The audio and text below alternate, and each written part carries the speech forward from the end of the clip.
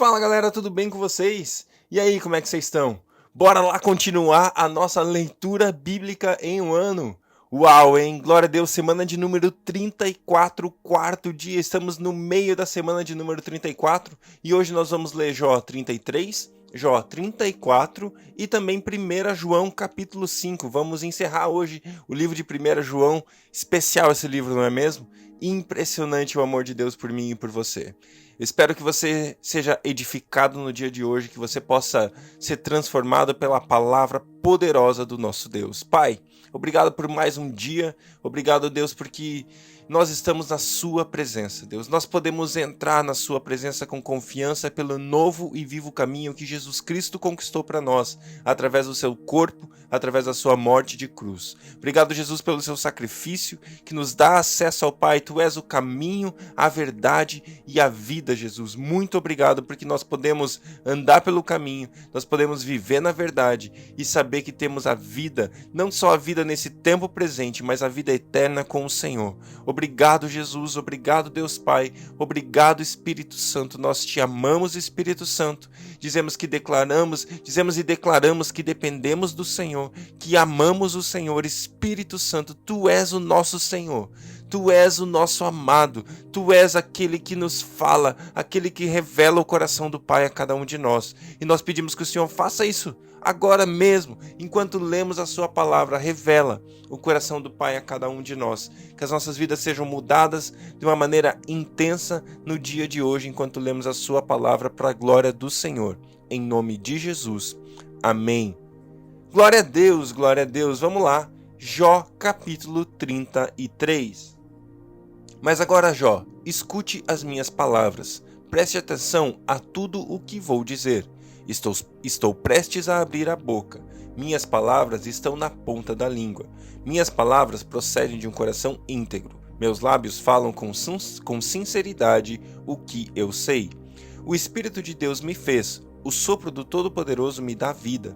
Responda-me então se puder. Prepare-se para enfrentar-me. Sou igual a você diante de Deus, e também fui feito do barro. Por isso, não devo inspirar nenhum temor, e a minha mão não há de ser pesada sobre você.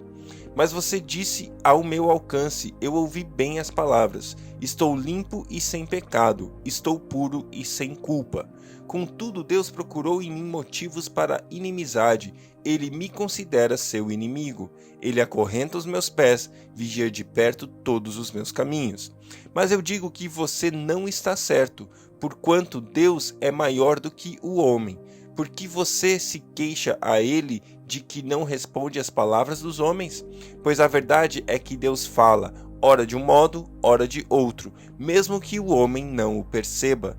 Em sonho ou em visão durante a noite, enquanto o sono profundo cai sobre os homens e eles dormem em suas camas, ele pode falar aos ouvidos deles e aterrorizá-los com advertências, para prevenir o homem das suas más ações e livrá-lo do orgulho, para preservar da cova a sua alma e a sua vida da espada.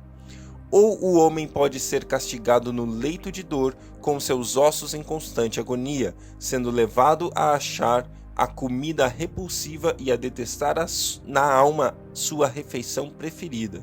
Já não vê sua carne, e seus ossos que não se viam agora aparecem. Sua alma aproxima-se da cova, sua vida dos mensageiros da morte.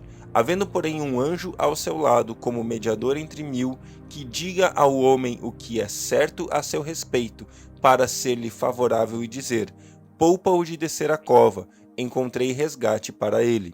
Então sua carne se renova, voltando a ser como a de criança. Ele se rejuvenesce. Ele ora a Deus e recebe o seu favor.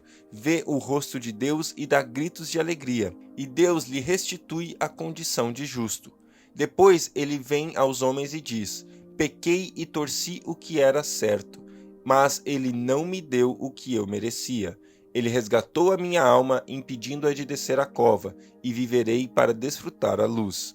Deus faz dessas coisas ao homem 2 ou 3 vezes, para recuperar a sua alma da cova, a fim de que refulja sobre ele a luz da vida. Preste atenção, Jó, e escute-me. Fique em silêncio e falarei. Se você tem algo para dizer, responda-me. Fale logo, pois quero que você seja absolvido. Se não tem nada para dizer, ouça-me. Fique em silêncio, e eu ensinarei a você a sabedoria. Glória a Deus, glória a Deus. Esse texto aqui tem um versículo muito especial. Deus fala, ora de um modo, ora de outro. Mesmo que o homem não perceba, Deus fala. Eu e você precisamos ampliar a nossa capacidade de escutar. Eu e você precisamos ampliar a nossa capacidade de escutar a palavra de Deus, porque a voz de Deus está sendo declarada sobre a terra, sobre a sua vida.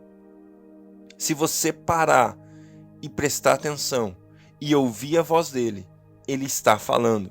Deus pode falar com você através de coisas ao seu redor, da natureza, através de pessoas, através de amigos, através de situações. Deus está constantemente falando comigo e com você.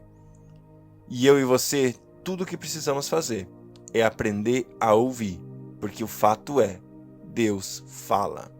Glória a Deus. Jó, capítulo 34. Eliú continuou: ouçam as minhas palavras, vocês que são sábios, escutem-me, vocês que têm conhecimento. Pois o ouvido prova as palavras como a língua prova o alimento. Tratemos de discernir o que é certo e de aprender o que é bom. Jó afirma: sou inocente, mas Deus me nega a justiça. Apesar de eu estar certo, sou considerado mentiroso. Apesar de estar sem culpa, sua flecha me causa ferida incurável. Que homem existe como Jó, que bebe zombaria como água? Ele é companheiro dos que fazem o mal e anda com os ímpios, pois diz, não dá lucro agradar a Deus. Por isso, escutem-me, vocês que têm conhecimento. Longe de Deus estejam fazer o mal, e do Todo-Poderoso o praticar a iniquidade. Ele retribui ao homem conforme o que este fez, e lhe dá o que a sua conduta merece. Não se pode nem pensar que Deus faça o mal, que o Todo-Poderoso perverta a justiça. Quem o nomeou para governar a terra? Quem o encarregou de cuidar do mundo inteiro? Se fosse intenção dele e de fato retirasse o seu espírito e o seu corpo, a humanidade pereceria toda de uma vez, e o homem voltaria ao pó. Portanto, se você tem entendimento, ouça-me, escuta-me o que tenho a dizer. Acaso quem odeia a justiça poderá governar? Você ousará condenar aquele que é justo e poderoso? Não é ele que diz aos reis, vocês nada valem, e aos nobres, vocês são ímpios? Não é verdade que ele não mostra parcialidade a favor dos príncipes e não favorece o rico em detrimento do pobre? Mas, uma vez que todos são obra de suas mãos, morrem num momento, em plena noite, cambaleiam e passam. Os poderosos são retirados sem a intervenção das mãos humanas. Pois Deus vê o caminho dos homens, ele enxerga cada um dos seus passos. Não há sombra densa o bastante, onde os que fazem o mal possam se esconder. Deus não precisa de maior tempo para examinar os homens e levá-los à sua presença para julgamento. Sem depender de investigações, ele destrói os poderosos e coloca outros em seu lugar, visto que ele repara nos atos que eles praticam, derruba-os e eles são esmagados. Pela impiedade deles, ele os castiga onde todos podem vê-los. Isso porque deixam de segui-lo e não deram atenção aos caminhos por ele traçados. Fizeram chegar a ele o grito do pobre, e ele ouviu o clamor do necessitado. Mas se ele permanecer calado, quem poderá condená-lo? Se esconder o rosto, quem poderá vê-lo? No entanto, ele domina igualmente sobre homens e nações, para evitar que o ímpio governe e prepare armadilhas para o povo. Suponhamos que um homem diga a Deus, sou culpado, mas não vou mais pecar. Mostre-me o que não estou vendo. Se agir mal, não tornarei a fazê-lo. Quanto a você, deveria Deus recompensá-lo quando você nega sua culpa? É você que deve decidir, não eu. Conte-me, pois, o que você sabe. Os homens de bom senso, os sábios que me ouvem, me declararam: Jó não sabe o que diz, não há discernimento em suas palavras. Ah, se Jó sofresse a mais dura prova por sua resposta de ímpio! Ao seu pecado ele acrescenta a revolta, com desprezo bate palmas entre nós e multiplica suas palavras contra Deus. 1 João 5. Todo aquele que crê que Jesus é o Cristo é nascido de Deus, e todo aquele que ama o Pai também ama o que foi dele gerado. Assim, sabemos que amamos os filhos de Deus, amando a Deus e obedecendo aos seus mandamentos, porque nisso consiste o amor a Deus, em obedecer os seus mandamentos. E os seus mandamentos não são pesados. O que é nascido de Deus vence o mundo, e esta é a vitória que vence o mundo, a nossa fé. Quem é que vence o mundo? Somente aquele que crê que Jesus é o Filho de Deus. Este é aquele que veio por meio da água e sangue, Jesus Cristo, não somente por água, mas por água e sangue. E o Espírito é quem dá testemunho, porque o Espírito é a verdade. Há três que dão testemunho: o Espírito, a água e o sangue, e os três são unânimes. Nós aceitamos o testemunho dos homens, mas o testemunho de Deus tem maior valor, pois é o testemunho de Deus que ele dá acerca de seu Filho. Quem crê no Filho de Deus tem em si mesmo esse testemunho. Quem não crê em Deus o faz mentiroso, porque não crê no testemunho que Deus dá acerca de seu Filho. Este é o testemunho. Deus nos deu a vida eterna, e essa vida está em seu Filho. Quem tem o Filho tem a vida. Quem não tem o Filho de Deus não tem a vida. Escrevi essas coisas a vocês que creem no nome do Filho de Deus, para que saibam que têm a vida eterna.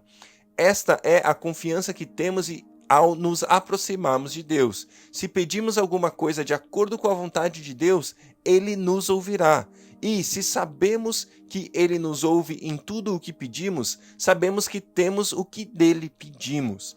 Se alguém vir seu irmão cometer pecado que não leva à morte, ore e Deus dará vida ao que pecou.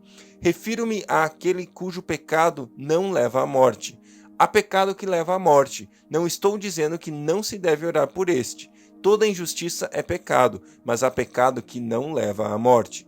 Sabemos que todo aquele que é nascido de Deus não está no pecado. Aquele que nasceu de Deus o protege, e o maligno não o atinge. Sabemos que somos de Deus e que o mundo todo está sob o poder do maligno. Sabemos também que o Filho de Deus veio e nos deu entendimento para que conheçamos aquele que é verdadeiro.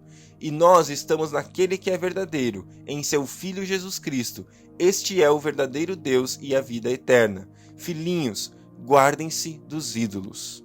Glória a Deus pela sua palavra. Que Deus abençoe o seu dia e até amanhã.